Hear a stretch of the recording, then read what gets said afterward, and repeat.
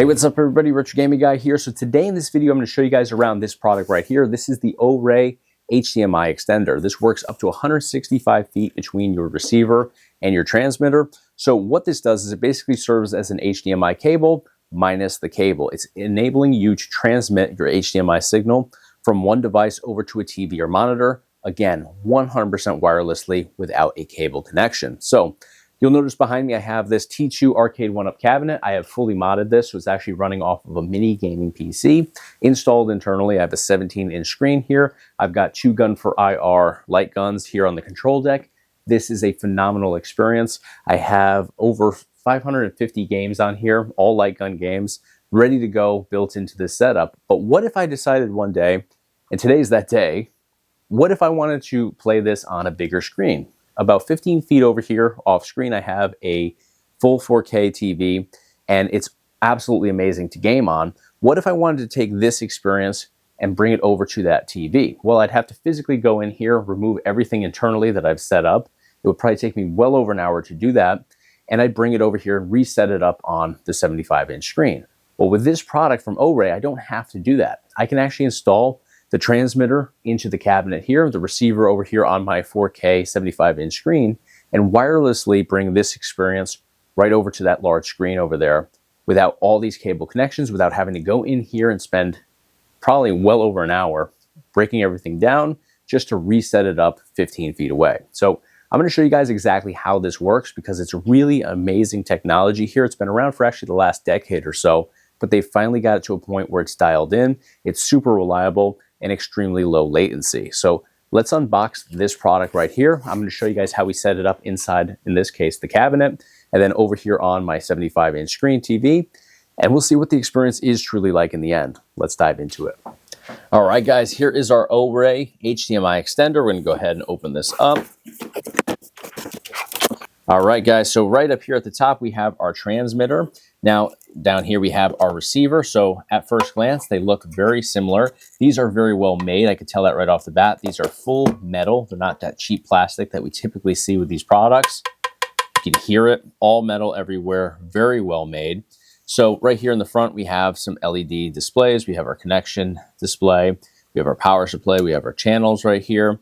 If we take a look on the back side here, you're going to notice that we have HDMI in, HDMI out, IR out, and DC 5 volt, and that's our power connection right there. So what we're going to do is we'll take both of these out. Again, transmitter right here, receiver right here. Transmitter is going to go into, in this case, the arcade 1-up cabinet today.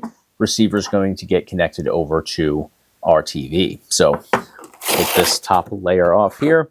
Inside, we have all of our cable connections. So we'll go ahead and unpack everything. We also have our user manual right here.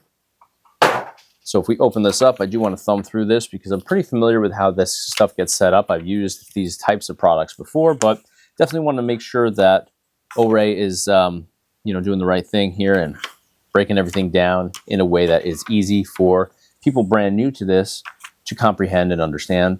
So it walks through the operational controls and functions, shows you diagrams of how your setup has to be installed. So we'll go ahead and be sure to follow that very closely. In fact, I'll fold this over so we have easy access to that page.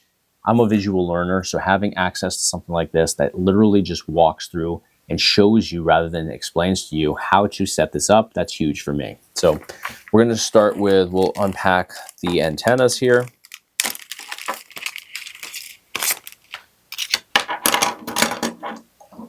And the antennas are going to get installed on the back side. You notice that we have these 2 threads under these red caps. So all we have to do is simply thread those on just like so. And they do have a nice bend right here, so you can bring them straight up like that. It's going to be a big help with getting our signals transmitted. All right, so that one is all set. Now we'll go over here to our receiver. We'll do the same thing, pop those 2 red tips off. And I have to say, the attention to detail on here and the high quality just really goes a long way. Very nicely put together. This is the first time I've seen a product like this done that's not in like cheap plastic. Not to say that plastic's always a bad thing, but obviously this is just way more durable. even the threads on here, everything that they have being used here is super high quality. So we'll go ahead and remove those. Now I'm going to save these because these are great to have if you decide to break this down. Definitely put those caps on. It's going to extend the life of the threads there because, you know, if you have these kicking around, I've seen it time and time again, those threads can get damaged to the point where, you know, you are unable to actually get the antennas installed. So right here we have our IR sensors, which you don't always need to install, but certainly not a bad idea to do that. So here we have power supply cables for both of these. So you do need to have power supply cables to actually power, you know, both the receiver and the transmitter. So I'll plug that in. Plugs right into the back there where the DC power supply connection is. Same thing over here on the transmitter. And if you're going to use the IR, I'll show you guys how this works too. Very simple process here. Just one cable connection, just like an audio cable. And it's going to go to where it says IR out right there. Simply plugs in. Very simple process there. I'm going to remove it just for right now. Over here we have some L brackets. So if you want to actually install these, like I could install this on the side wall of my Arcade 1-Up cabinet. This would enable you to do that and keep everything nice and safe and secure. I actually have some different levels in there, so I'm just going to simply sit it down there on the bottom base. But you know, you can certainly fix them in place if you wanted to, or keep them mobile, so you can just sit them inside there and extend them out, move them around to better your signal, depending on, you know, what your setup includes. So let's go ahead and take the transmitter first. We're going to install this into the backside of the Arcade 1-Up cabinet. All right, guys, so here we are at the backside of my Arcade 1-Up cabinet. So I've got my gaming PC installed down here at the base of the cabinet, and it actually extends up here via the HDMI cable directly into this board installed on the backside of the Arcade 1-Up monitor. So all we need to do is take out the HDMI cable from the backside here going into the board, and that obviously connects directly into the built-in monitor. And we need to install our transmitter in place here. So I'm going to actually just sit this up here. I have a spot that fits it perfectly. Power supply cable, I'm going to go ahead and plug in the power source down here into a power outlet. Right here is the power that is going to go directly into the backside here, so we can plug that in like so. Again, I'm going to just sit it right here on this ledge. It fits perfectly. I'm going to remove the HDMI cable from the back side of the board here, and we're going to simply put that into the HDMI in right here. So it plugs in just like that, and we do have enough leeway here, luckily, to go ahead and extend this over onto the ledge. I'm going to actually just fish those cables around just like so. Let's see, can we get it to stay? Perfect. So I would actually fix this in place if I was going to keep it here permanently, which I probably am. I have all these different support pieces where I could put that bracket that we saw was included from Orei. So we've got the transmitter installed here. Let's go over to the 75-inch screen, and we're going to go over there and install the receiver now. All right, guys, so here we are at my 75-inch screen TV. So I'm on input 1 right now, and I have the HDMI cable right here from my TV just hanging out the bottom. So I'm going to simply plug that into the receiver's HDMI output right here on the back. All we have to do now is take the power supply cable, plug that into the receiver. So I have that plugged into a power outlet right here at the base of my TV. Simply plug it in like this. You're going to see it should light right up right over here. There we go. We got the power signal, and it should momentarily bring up our signal directly from our Arcade 1-Up cabinet right over here. Usually it does take a couple of seconds. So I'm going to just rest that right here so you guys can see that in front of my TV. There we go. And we should have this up here any second. I always found that, there we go. It always takes about 10 seconds or so for it to actually come in. So we were actually launched inside of Alien 3 The Gun. That's what was being displayed in the background here of the cabinet. So let me grab my controller here, and I'll actually switch out of this so we could jump into a different game. All right, so I've got my gamepad controller, which I just use for navigation since everything here is a light gun game. So we can exit out of the game with our hotkey. Here's our menu. So we have all these different games here within this collection. But what I'm going to do here is, you guys saw I had the gun for IRs built into the control deck over there.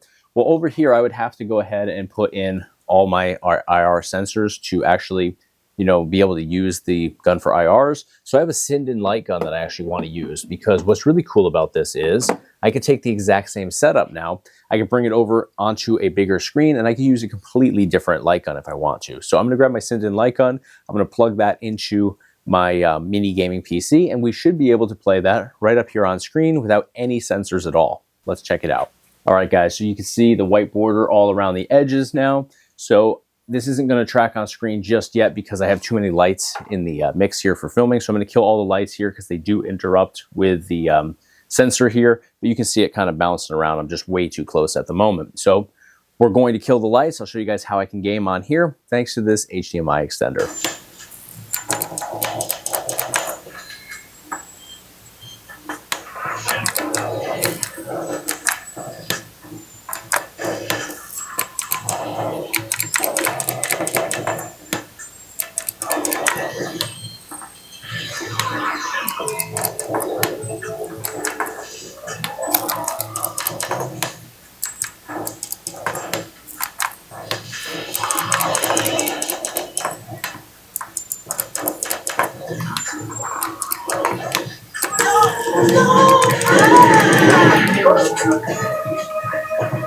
I don't want to die.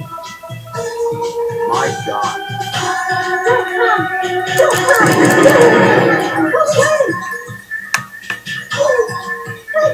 Don't kill me.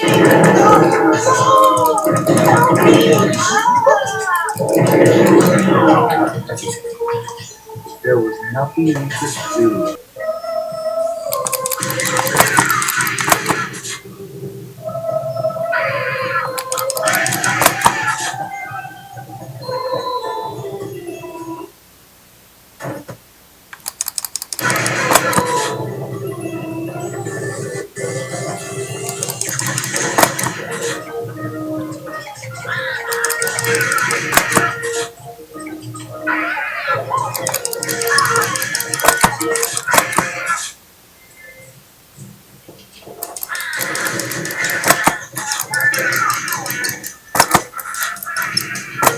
All right, guys, so I just set up the exact same transmitter and receiver here, only on my Indiana Jones and the Temple of Doom cabinet. So I'm going to be playing Gauntlet Legends, and you can see as I move my joystick here, everything is moving on screen. So we've got this set up this way. So we're going to play a little Gauntlet Legends and see how it actually performs over here with some more retro games.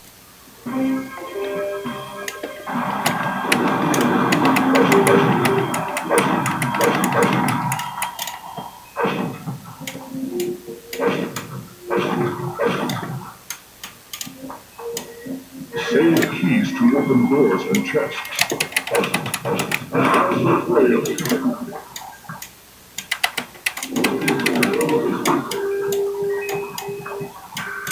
Extra speed. Fire ammunition.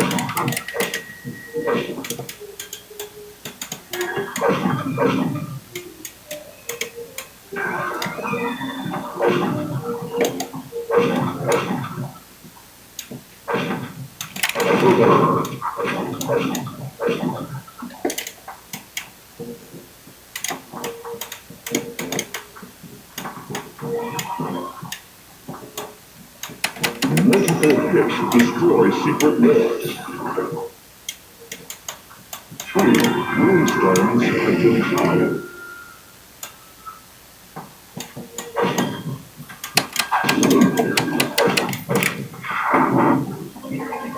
All right, guys, we had a phenomenal experience today with this HDMI extender. I love the fact that both the transmitter and the receivers are both entirely made of metal, super high quality and reliability from top to bottom on here. And I loved how we were able to bring these arcade one-ups over to the big screen today without tons of cables, without having to break down the setups internally and recreate everything over directly next to the TV. So you can do exactly what I did with your TV and your laptop or regular PC. Say you're using your laptop for watching Netflix movies or watching YouTube, and you wanted to bring that experience over to a big screen like I did today, you could do the exact same thing, connect to the exact same way that I showed you today, and you would be able to get the exact same experience, even though you're not gaming on there. So with gaming, though, I do want to make mention of the fact that this is low latency, not no latency. So that means you will have some slight lags or delays, but with retro games, I really don't find them to be even noticeable. It's still a great experience. We saw here in the videos that I jumped into light gun games, I jumped into some classic arcade,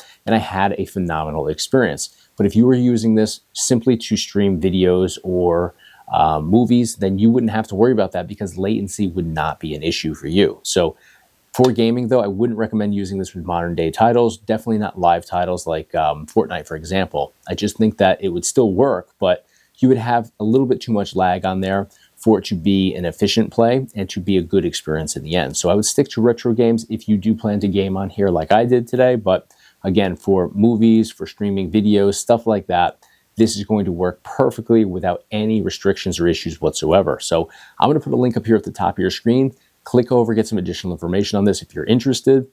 That's going to do it for today, though. Let me know in the comments section what you think of this entire setup today. Would you use this for gaming? Would you use this for videos or movies? Let me know in the comments below. Thank you guys so much for watching, though. If you enjoyed the content, please give me a thumbs up on the video. It's a huge help to me here on YouTube.